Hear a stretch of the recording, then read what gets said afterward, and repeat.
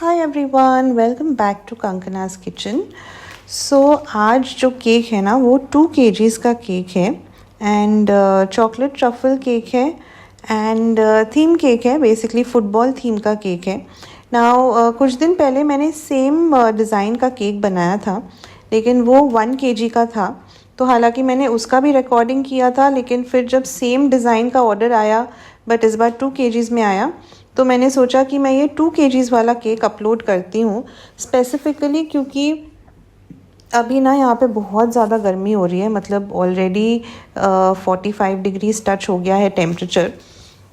And usually क्या होता है ना, ऐसे गर्मी के टाइम पे अगर आप बिना एसी के काम कर रहे हो तो बहुत लोगों को दिक्कत आती है। हमारी क्रीम मेल्ट हो जाती है, गनाश सेट नहीं होता है। तो मैंने सोचा कि मैं यही वीडियो आप लोग के साथ शेयर करती हूँ एंड मैं आप लोग को बताती हूँ कि बिना एसी के इतनी गर्मी के मौसम में मैं कैसे काम करती हूँ। ठीक है। सो हालांकि जहाँ पे मैं काम कर रही हूँ, जिस रूम में मैं काम कर रही हूँ, वहाँ पे एसी है, लेकिन सिर्फ आप लोगों को बताने के लिए कि बिना एसी के आप केक को कैसे मैनेज कर सकते हो, मैंने एसी ऑन नहीं किया है। सो ये केक जो है ये मुझे शाम को 5 बजे डिलीवर करना था एंड यहाँ पे सुबह 11 बजे मैंने केक को बनाना स्टार्ट कर दिया था, क्योंकि मुझे ये था कि केक को अच्छे से पहले मुझे सेट करना है, चिल करना है एंड उसके बाद ही मैं क्लाइंट को ये केक हैंड ओवर करूँगी। क्योंकि गर्मियों के मौसम में क्या होता है ना, गनाश भी हमारा सेट नहीं होता है। सो पहले मैं आप लोग को टिन साइज़ वगैरह के डिटेल्स बता देती हूँ। सो 2 kgs केक के लिए यहाँ पे मैंने 7 इंच के टिन में 2 स्पॉन्जेस बेक किया था एंड ये मेरा एग वाला स्पॉन्ज है, क्योंकि मैं हमेशा क्लाइंट को पूछ लेती हूँ कि उनको एग वाला चाहिए कि एगलेस स्पॉन्ज चाहिए। तो उनको एग वाला केक चाहिए था, तो इसीलिए मैंने 2 स्पॉन्जेस बेक किया है। एंड मुझे बहुत ज़्यादा हाइटेंड केक नहीं चाहिए था, मतलब डिसेंट हाइट चाहिए था इस डिज़ाइन के लिए। सो मैंने 7 इंच के टिन में 2 स्पॉन्जेस बेक किए थे बेसिकली एंड हर एक स्पॉन्ज को मैंने 3 लेयर्स में कट कर लिया था। सो मैंने एक दिन पहले ही रात को दोनों स्पॉन्ज बना के रख दिया था, उसको क्लिंग रैप करके, एंड मैंने गनाश भी रेडी कर लिया था। नाउ समर्स में क्या होता है ना, आप गनाश को फुल नाइट भी रख दोगे ना रूम टेम्परेचर पे, तो वो उतना सेट नहीं होता है जितना कि विंटर में होता है। तो मैंने क्या किया, रात को हम रूम में एसी ऑन करके सो रहे थे, तो मैंने गनाश को रूम में ही रख दिया, एसी रूम में, तो वो सेट हो गया था। लेकिन सुबह जब मैं ये केक बनाने लगी ना, तो ऑब्वियसली एसी तो ऑफ था उस टाइम पे। तो क्या हुआ, गनाश जो था वो वापस से बहुत ज़्यादा सॉफ्ट हो गया एंड मैंने गनाश को फ्रिज में नहीं रखा था, मैंने रूम टेम्परेचर वाले गनाश को ही यूज़ करना स्टार्ट किया। सो यहाँ पे सबसे पहले मैंने स्पॉन्ज को सोकिंग किया अपने चॉकलेट सिरप के साथ, जिसकी रेसिपी मेरे चैनल पे है। उसके बाद मैंने गनाश की लेयर लगाई एंड उसके बाद मैंने फिर एक और स्पॉन्ज का लेयर रखा उसके ऊपर एंड इस तरह से मैं स्पॉन्ज मतलब केक को बिल्ड कर रही थी। लेकिन मुझे ऐसा लग रहा था कि गनाश जो है ना वो बहुत ही ज़्यादा लिक्विड ही है, मतलब मैंने इसको माइक्रोवेव भी नहीं किया था, जस्ट रूम टेम्परेचर पे रखे रखे गनाश जो है ना वो बहुत ज़्यादा लिक्विड ही हो गया था। सो मैंने क्या किया, मैंने 3 लेयर्स लगाए स्पॉन्ज के एंड उसके बाद मैंने केक को रख दिया फ्रिज में 15 मिनट के लिए, ताकि ये वाला गनाश जो है वो थोड़ा सा सेट हो जाए। आप देखो यहाँ पे गनाश की कंसिस्टेंसी कैसी है, बिल्कुल सॉफ्ट सी गनाश है। नाउ इस गनाश के साथ अगर मैं कंटिन्यू रखती ना काम, तो क्या होता, मेरा जो केक है वो प्रॉपरली स्ट्रेट नहीं बनता, थोड़े से ना आपके स्पॉन्ज इधर उधर हिलने लगेंगे एंड फिर आपका जो ओवरऑल केक का स्ट्रक्चर है वो टेढ़ा बनता है। तो ये आपको खास ध्यान रखना है जब आप टॉल केक्स बना रहे हो। ये खैर इतना टॉल केक है नहीं, लेकिन फिर भी इसमें 6 लेयर्स है स्पॉन्ज के। सो जैसे जैसे मैं केक को बिल्ड कर रही थी ना, मुझे ऐसा लग रहा था, मतलब महसूस हो रहा था कि मेरा जो गनाश है वो बहुत ही ज़्यादा सॉफ्ट है, और अगर मैं लेयर्स को बिल्ड करती रही ना तो मेरा जो केक है वो सही नहीं बनेगा।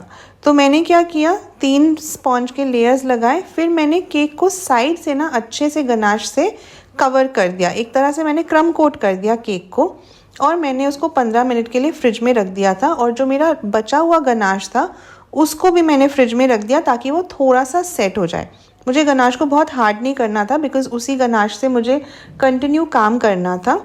तो यहाँ पे मैंने फिर 15 मिनट के बाद जब केक को निकाला ना फ्रिज से, तो मेरा केक थोड़ा सा स्टेबल हो गया था, ठीक है, क्योंकि गनाश थोड़ा सेट हो गया था, जिससे कि केक में थोड़ी बहुत स्टेबिलिटी आ गई थी, ठीक है। लेकिन फिर भी जैसे जैसे मैं लेयर नंबर 4, 5, 6 इसके ऊपर रख रही थी, मुझे तब भी लग रहा था कि थोड़ा सा मेरा जो केक है वो हिल रहा है, यानी कि स्पॉन्ज केक के ऊपर रखने के बाद ना, जब मैं उसको प्रेस कर रही थी, तो ऐसा लग रहा था कि नीचे के लेयर्स ऑलरेडी सॉफ्ट होने लगे थे, ठीक है। नाउ मेरे पास ऑप्शन था एसी में काम करने का, लेकिन सबके पास ये ऑप्शन नहीं होता है। एंड जब आपको इस तरह के बड़े केक्स बनाने होते हैं तो आप कैसे मैनेज करोगे, बस वही बताने के लिए मैंने यहाँ पे एसी ऑन नहीं किया है।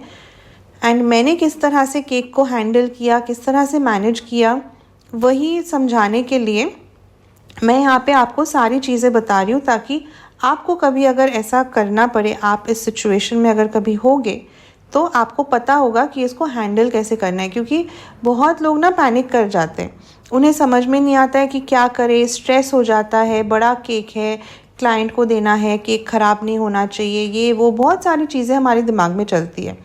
सो पहला चीज़ है कि पैनिक नहीं करना है, थोड़ा आराम से ध्यान लगा के काम करो, थोड़ा सोचो कि आप इस चीज़ को कैसे मैनेज कर सकते हो, एंड वो बिल्कुल प्रॉपरली आप उसे कर पाओगे। अब यहाँ पे देखो, मेरा केक जो है ना वो हल्का सा आपको टिल्टेड लग रहा होगा, है ना। ऐसा नहीं है कि मैंने उसको टिल्ट किया है, वो ऐसे हो रहा था कि जो गनाश जो नीचे के लेयर्स में लगी है ना, वो सॉफ्ट हो रही थी, क्योंकि गर्मी इतनी ज़्यादा है। एंड उस सॉफ्ट गनाश की वजह से मेरा जो स्पॉन्ज है वो इधर उधर हिल रहा था, ठीक है। तो मैंने क्या किया, इस स्टेज पे ना मैंने ऊपर से केक को अच्छे से क्रम कोट किया, एंड साइड पे भी आप देखिए मैंने अच्छे से इस पे गनाश लगा दिया है। उसके बाद मैंने पैलेट नाइफ से थोड़ा सा कोशिश किया कि जिस साइड से वो टेढ़ा लग रहा था ना, उस साइड से मैं उसको हल्का सा पुश करके अंदर की तरफ कर दूं, ताकि मेरा केक जो है वो बिल्कुल स्ट्रेट बने। लेकिन यहाँ पे मैंने ज़्यादा छेड़खानी नहीं की केक के साथ। मैंने क्या किया, अगेन 15 मिनट के लिए केक को फ्रिज में रख दिया। उसके बाद उसको निकाल के मैंने वापस पैलेट नाइफ से थोड़ा सा उसको शिफ्ट किया, जहाँ से मुझे केक हल्का सा टेढ़ा लग रहा था। एंड उसके बाद मैंने 1 घंटे के लिए केक को फ्रिज में रख दिया था, आराम से सेट होने के लिए। अब यहाँ पे देखिए मेरा जो गनाश है वो बहुत अच्छे से सेट हो गया है। मैं केक को टच कर रही हूँ, गनाश मेरे हाथ पे नहीं लग रहा है। केक को मैंने टिल्ट भी करके दिखा दिया, मेरा केक गिर नहीं रहा है। तो अच्छे से मेरा केक जो है यहाँ पे सेट हो गया है। सो अब केक की फाइनल फ्रॉस्टिंग के लिए मैंने क्रीम में ना हल्का सा येलो कलर मिक्स किया था। एग्जैक्टली ऑफ वाइट शेड तो नहीं है, बट जैसा हमारा थोड़ा सा बटर क्रीम का शेड होता है ना, वैसा शेड अचीव करने के लिए जस्ट पिंच, मतलब थोड़ा सा टूथपिक के एंड पे आप कलर लेके जितना कलर ऐड करोगे ना क्रीम में, बस उतना ही कलर मैंने इसमें ऐड किया था, ठीक है। और अब पूरे केक को मैंने अच्छे से पाइपिंग बैग की मदद से पूरे केक पे अच्छे से क्रीम लगा लिया है। और उसके बाद पैलेट नाइफ और स्क्रैपर की मदद से यहाँ पे मुझे फिनिशिंग देना है। सो क्रीम को मैंने क्या किया था ना, जितना क्रीम मुझे चाहिए था इस केक में, खैर डेकोरेशन तो इतना था नहीं, सो जितना मुझे केक को कवर करने के लिए चाहिए था, थोड़ा बहुत जितना भी डेकोरेशन था उसके लिए जितना क्रीम मुझे चाहिए उतना मैंने अंदाजे से बीट कर लिया था। मैंने एक ही बार में क्रीम को बीट किया था। और फिर ये आउटर फ्रॉस्टिंग के लिए मुझे जितना क्रीम चाहिए उतना क्रीम लेके एक दूसरे बोल में मैंने येलो कलर ऐड किया, एंड जो बचा हुआ क्रीम था उसको मैंने वापस फ्रिज में रख दिया, ठीक है। क्योंकि अगर उस क्रीम को आप ऐसे ही अपने काउंटर टॉप पे छोड़ दोगे ना, तो वो क्रीम जो है वो ड्राई हो जाएगी, और फिर उसके बाद वो क्रीम बिल्कुल मेल्ट होके लिक्विडी हो जाएगी। तो जब भी आप गर्मियों के मौसम में क्रीम के साथ काम करोगे, हमेशा थोड़ा सा क्रीम बाहर निकालो, उसके साथ काम करो, उसके बाद आप बाकी का क्रीम निकालो। एंड जिस क्रीम के साथ आप काम कर रहे हो उसके बाद जो लेफ़्ट ओवर क्रीम रहेगा, उस लेफ़्ट ओवर क्रीम को आपको हमेशा फ्रिज के अंदर रखना है। अगर आप एसी रूम में काम कर रहे हो तो कोई दिक्कत नहीं है, लेकिन बिना एसी के अगर आप काम कर रहे हो तो बेसिकली आपका फ्रिज जो है वो एसी का काम करता है, एंड आपके लेफ़्ट ओवर क्रीम को वो ठंडा रखता है, ठीक है। सो यहाँ पे बाहर की तरफ भी इतना कुछ डिज़ाइनिंग था नहीं, बस मुझे इतना इंश्योर करना था कि मेरी जो केक की फिनिशिंग है वो बिल्कुल प्रॉपर स्मूथ होनी चाहिए। एंड पता नहीं क्यों जब मैं फेसबुक पे पोस्ट करती हूँ ना वीडियोस, तो एक आध लोगों के कमेंट आते हैं कि हाँ डिज़ाइन तो अच्छा है लेकिन आपकी केक में फिनिशिंग नहीं है। तो मैंने कहा कि भैया मतलब आप किसी और का ही वीडियो देख लो, क्योंकि आप तो फिर खुद ही का मजाक उड़ा रहे हो अगर आपको लगता है कि मेरे केक्स में फिनिशिंग नहीं आती है तो। खैर बस इतना है कि आप लोग को मेरे वीडियोस अच्छे लगते हैं तो लाइक एंड शेयर कर दिया कीजिए एंड चैनल को सब्सक्राइब करके रखिए ताकि मैं ऐसे ही वीडियोस आप लोग के साथ और शेयर कर सकूं। ठीक है। सो केक को तो मैंने अच्छे से फिनिशिंग देखी, उसको फ्रिज में रख दिया था। एंड यहाँ पे मैं आप लोग को दिखा रही हूँ कुछ चॉकलेट के डेकोरेशंस जो मैंने केक के ऊपर यूज़ किया था। हालांकि गर्मियों के मौसम में चॉकलेट डेकोरेशन यूज़ करना काफ़ी रिस्की है, बट मुझे लगा कि ये वाले डेकोरेशंस अच्छे लगेंगे क्योंकि इसके पहले भी जो मैंने केक बनाया था ना उस पर भी मैंने बिल्कुल इसी तरह से चॉकलेट के डेकोरेशंस बनाए थे। सो यहाँ पे मैंने वाइट चॉकलेट लिया है, उसमें मैंने थोड़ा सा स्ट्रॉबेरी एसेंस डाला था, आप कोई भी एसेंस डाल सकते हो वैसे। एंड मैंने ब्लू पाउडर कलर यूज़ किया है जो स्पेसिफिकली चॉकलेट के लिए आता है। ठीक है। सो कुछ नहीं करना है, बिना मोल्ड के बहुत ईजिली इस तरह से आप चॉकलेट डेकोरेशंस बना सकते हो। यहाँ पे मैंने जस्ट एक पार्चमेंट पेपर लिया है एंड पार्चमेंट पेपर के ऊपर मैंने इस तरह से चॉकलेट को स्प्रेड कर लिया था। और ये वाला जो मैं बना रही हूँ ये बेसिकली केक के सेंटर में लगना था। ठीक है। इसको मैंने थोड़ा अलग तरीके से बनाया है। पहले तो मैंने पूरा चॉकलेट इस तरह से स्प्रेड कर लिया है, एक ऐसे फ़ैन जैसे आता है ना, फ़ैन के शेप में मैंने चॉकलेट को अच्छे से स्प्रेड कर लिया।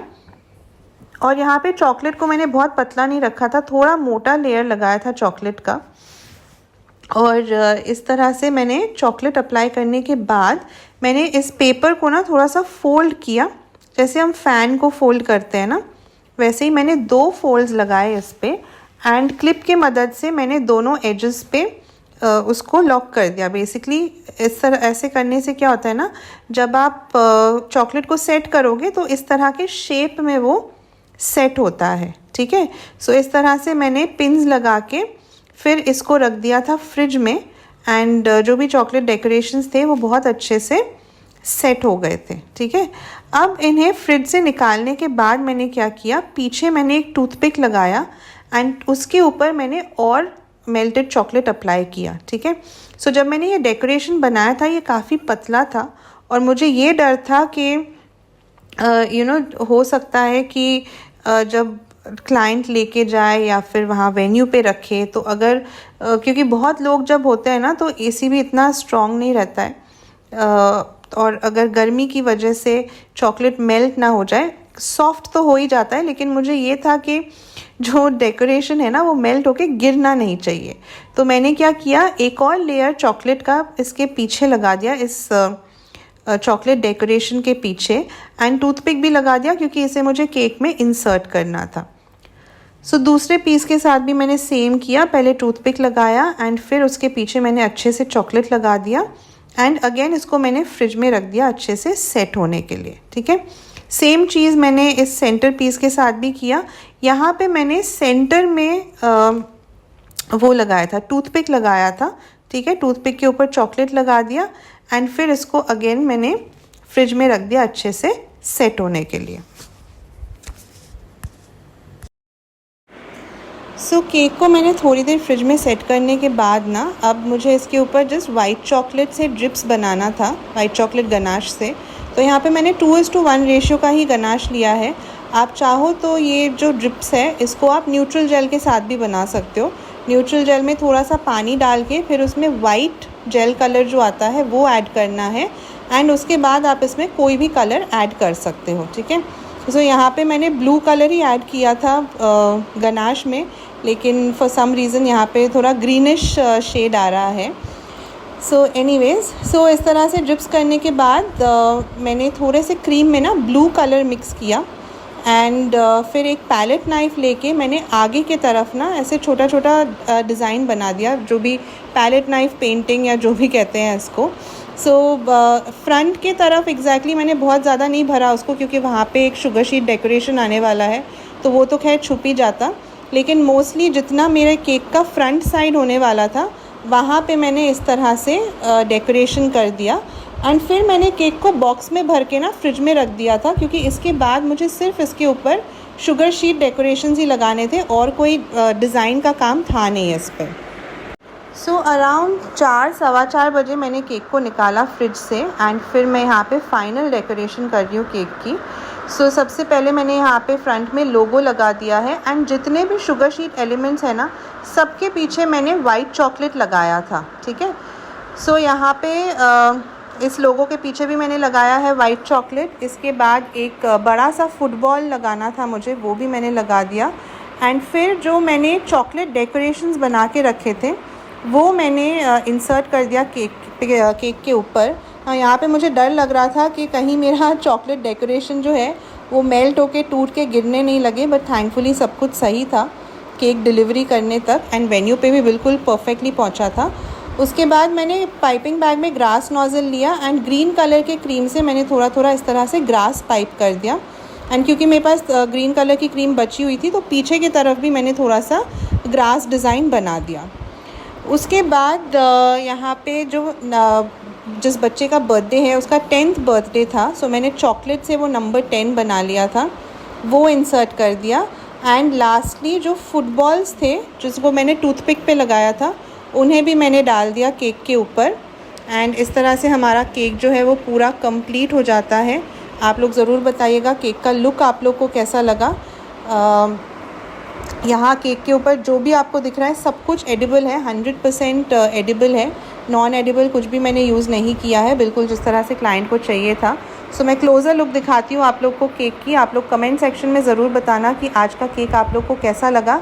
एंड बाय द वे ये यूट्यूब पे मेरा 100th वीडियो है जो मैं अपलोड कर रही हूँ। सो प्लीज़ इस वीडियो को ज़रूर से ज़्यादा लाइक एंड शेयर कीजिएगा एंड चैनल को सब्सक्राइब करना मत भूलिएगा। Bye bye, thank you.